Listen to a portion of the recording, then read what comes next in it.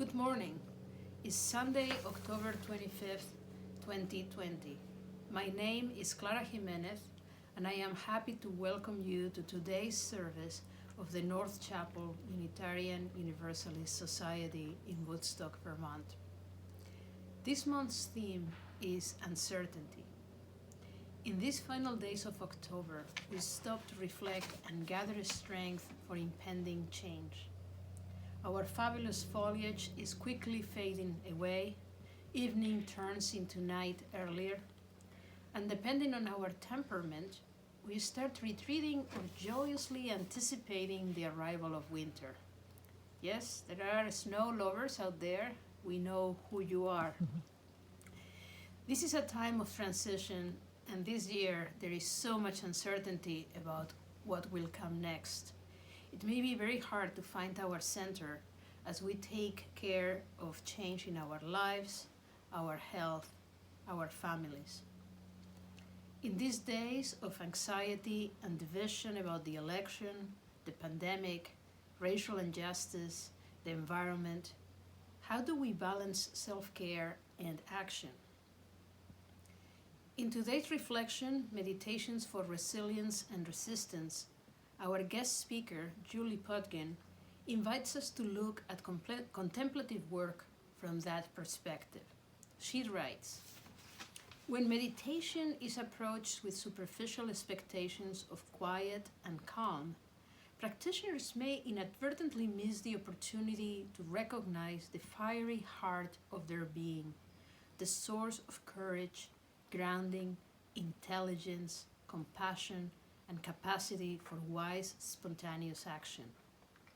Julie Putkin is an artist, therapist, and activist. She's a former Buddhist nun and a Dharma teacher.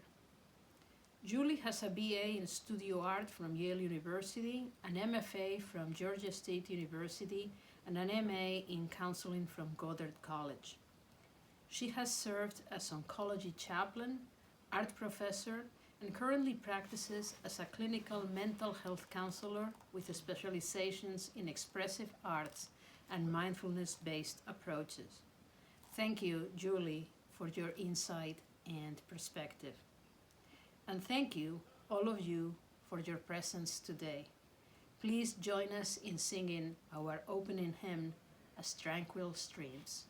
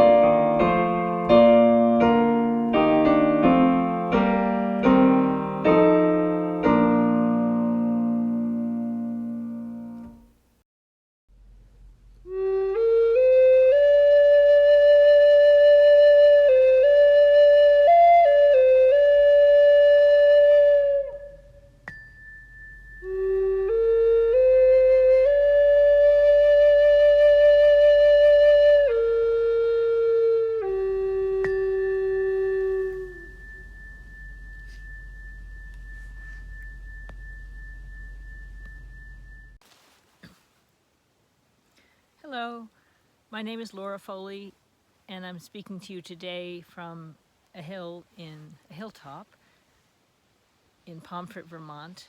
here among the autumn leaves.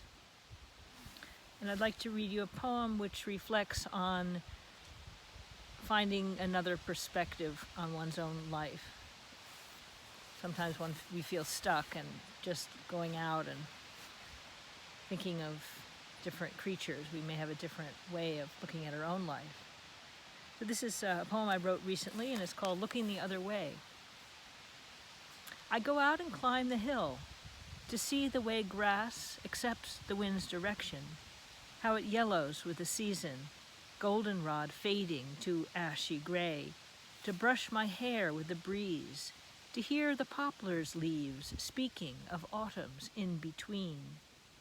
But sometimes, instead of gazing toward the woods I've climbed, I turn and look the other way, toward mountains that lead to other mountains and then the sea. I imagine I'm a butterfly, the orange and black one just now taking flight, lifting to the topmost branch. I envision a 1,000-mile journey along the coast, over the Gulf's wide, churning waters, her fragile escape. Then, from what I've gleaned from contemplation of another's freedom, I'm ready to descend, to accept the work of home again.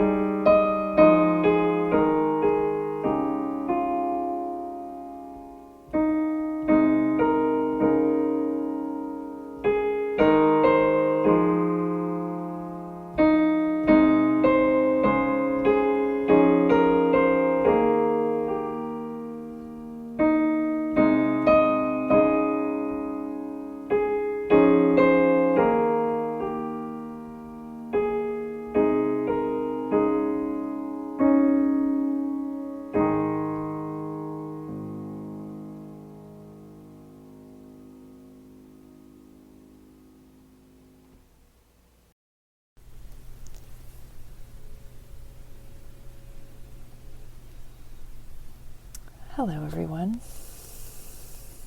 My name is Julie Putkin, and I am recording myself this morning from the Catholic Retreat Center at Biddeford Pool in Maine, where I've been taking a few days of self-retreat. I want to thank Clara for inviting me to speak to you all, and I want to thank you all for your attention and your practice in these hard and confusing times. So just lately, my process has been to ask my cards about any kind of important decision that I have to make or any kind of important process that I'm launching into. And when I say my cards, I mean my soul collage cards. So soul collage is an intuitive process of creating cards that contain lots of things. They can contain individual parts of our personalities. They can contain members of our community who are important to us. They can contain animal energies that are at each of our energy centers in the body. And they can contain archetypes, kind of larger energies that are transpersonal and connect us to a kind of vertical axis of meaning. So, when I asked my cards this morning, please tell me about what I should tell the Unitarians of Woodstock, 4 cards came up. And so I will give my talk from those cards and follow their advice. So the very first card that I pulled is this one. This card is for Ajahn Viradamo, who was one of my teachers when I was a Buddhist nun in my 20s. And he was the abbot of one of the large monasteries where I lived and learned and practiced. And one of the things about him is that he was incredibly good at making commitments. In Pali, which is an early language related to Sanskrit, there's a word adhitthana, which means a commitment, a vow with a spiritual intent. So Ajahn Viradamo at a certain point found out that his mother, who was in Ottawa, was ill, and he decided to leave the community, stay a monk, but leave the community to go take care of her. And his adhitthana was, I am going to stay in Ottawa until either I or my mother dies. So that is an example of a big old adhitthana.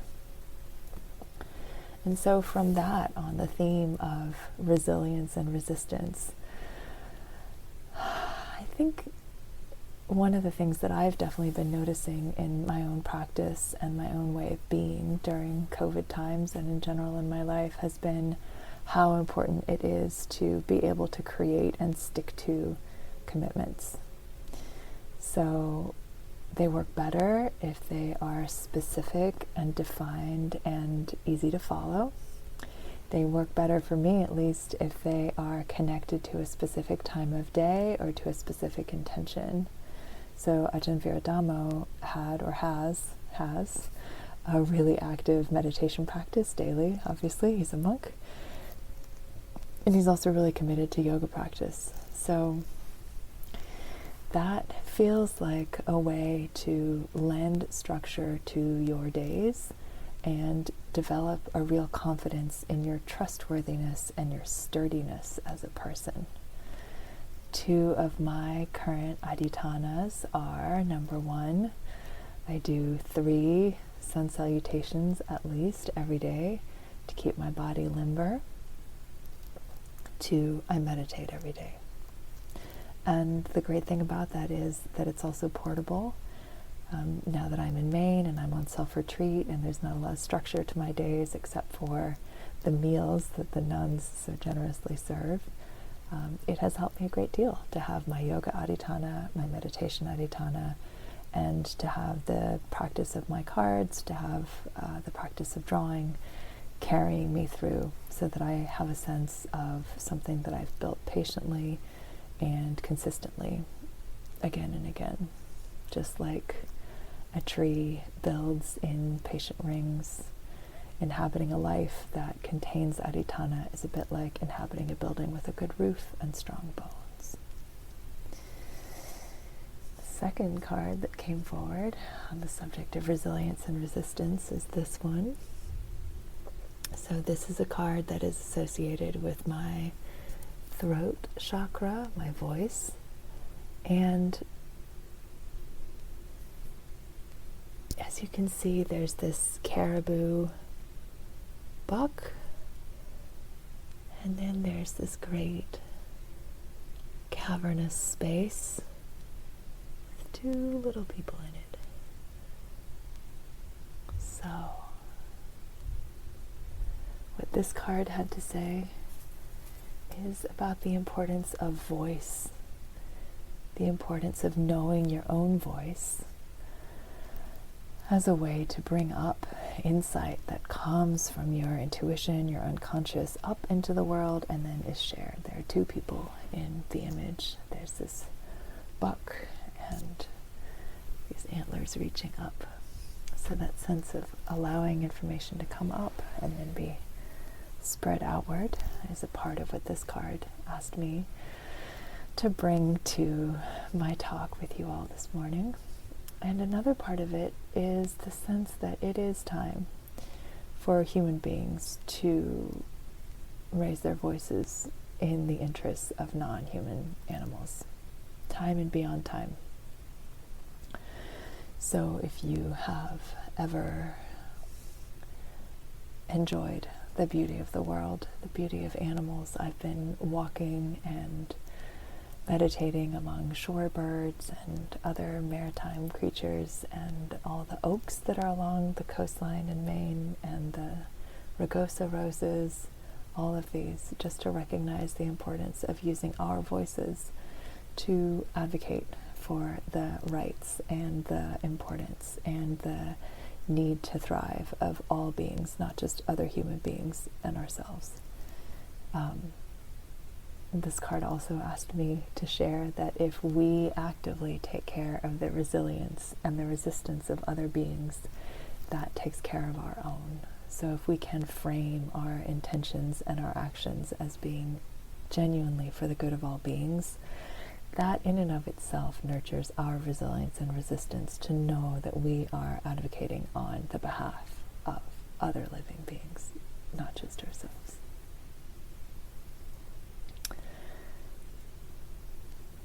The third card that came up is this one. This one is called Wolf Goes Questing. And she is associated with my third chakra, so the solar plexus, the seat of will, personal will, desire, going out and seeking what you need in the world. So this card came and asked me to tell you all to remember that even in these still times, these COVID lockdown times, there are safe ways to travel and to see the world. You don't need to go very far, but just to remind yourself that you have the freedom to move in the world, to go see what's on top of that hill, to go to the end of that road, just for kicks to see what's there, to take yourself out of your patterns and habits into something new and insightful and surprising. So Wolf Goes Questing also asked me to tell you from my perspective as a therapist that freeze states are real. So a freeze state is a kind of survival response that comes when an animal feels that they have no recourse to fight, no recourse to flee, and so they go very, very still. That can be a way to put off a predator. And in a healthy animal, that freeze state gives way once the danger has passed. The animal pops up, orients, detects where they are, shakes off the freeze, and carries on. For us human beings, when the threats are less easy to pinpoint, it's not a coyote or a wolf, it's an election season, it's a pandemic, it's climate change. It can be possible for us to stay stuck in frozen states. The danger of that is that frozen states tend to carry also a sense of isolation from self, from other, from the world. They tend to carry a sense that it has always been this way and it will always be this way. They tend to carry a sense of numbness and paralysis. If you find yourself in a freeze state, mobilize, take action, literally shake yourself out, go for a walk, reach out, remember your resources, take action and move. This is not a still wolf. This is a wolf who is out questing, looking for what she wants, knowing how to find by following her nose.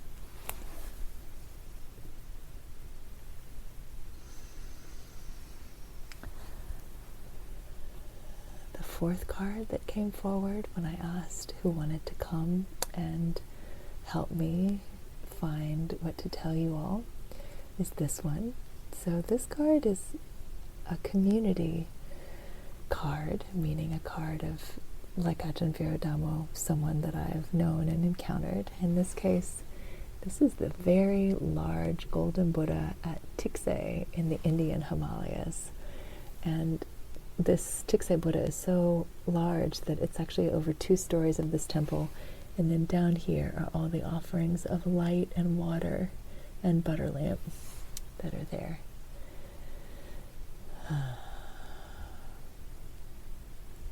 So once when I was on retreat, maybe 10 years ago, back in the monasteries where I trained in my 20s, I was trying really hard. I was on a 10-day silent retreat, and I was so tired because there was a lot of snoring and coughing and carrying on in this big women's dormitory where I was staying. So I was up a lot of the night just laying there, not sleeping. And then during the day, for the many hours of sitting meditation, walking meditation that we had, I was sleepy.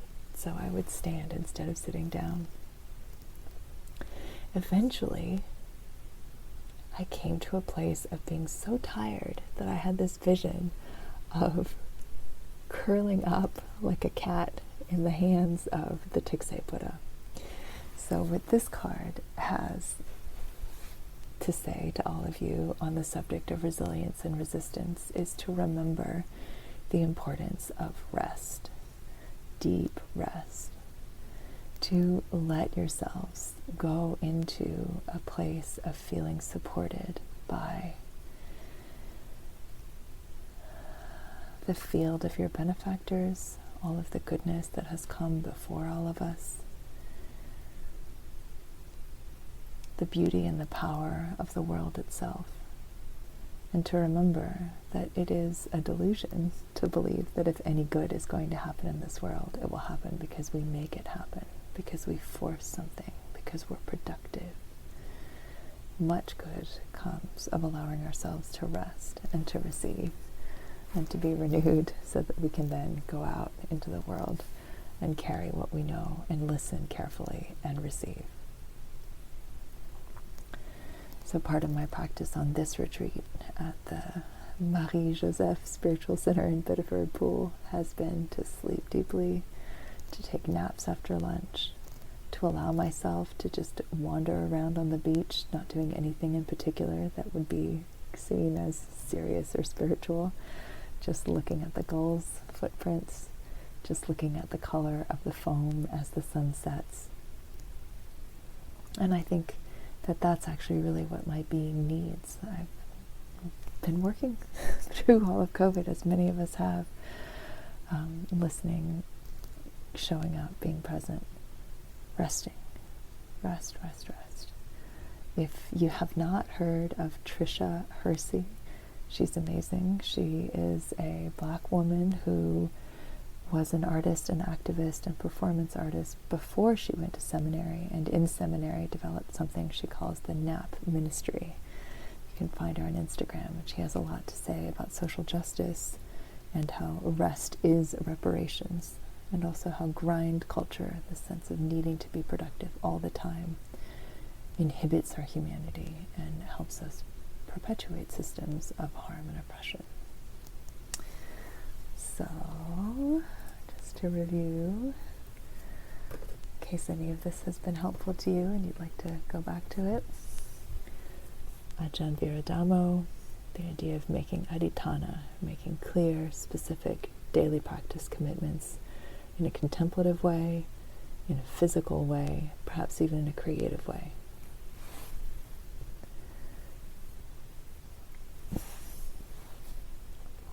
The caribou stag and voice, our ability to speak as human beings on behalf of the good of non-human animals and the earth itself, our ability to listen to our intuition and to our unconscious and then bring new information forward into the world. Wolf goes questing. The importance of getting out of freeze states, following your nose, exploring the world safely, even in these still and lockdown times. We do not need to freeze. We can mobilize. We can seek. We can follow our noses.